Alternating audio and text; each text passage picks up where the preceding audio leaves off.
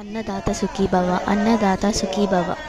देवराज्यसेव्यमानपावनाङ्घ्रिपङ्कजं व्यालयज्ञसूत्रबिन्दुशेखरं कृपाकरं नारदादियोगिवृन्दवन्दितं दिगम्बरं काशिकापुरादिनाथकालभैरवं भजे।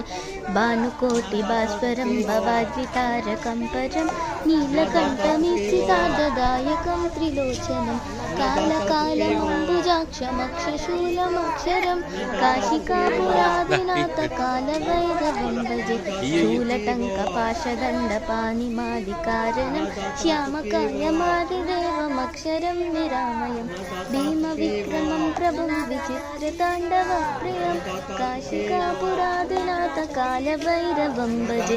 मुक्तिमुक्तिदायकं प्रशस्तचारुविग्रहं भक्तवत्सलं स्थितं समस्तलोकविग्रहं विनिक्वनन्मनोज्ञहेमसिञ्चिनीलसद्गतिं काशिकापुरादिनाथकालभैरवं भजे।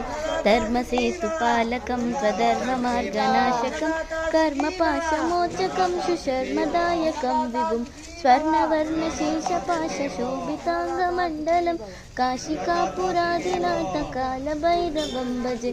रत्नपादुकाप्रभाभिरामपादयुग्मकं नित्यमद्वितीयमिष्टदैवतं निरञ्जनं मृत्युदर्पनाशनं करालदंष्ट्रमोक्षणं काशिकापुरादिनाथकालभैरवं भजे।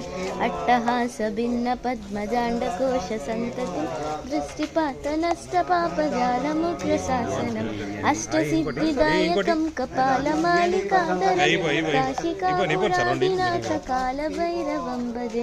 भूतसङ्गनायकं विशालकीर्तिदायकं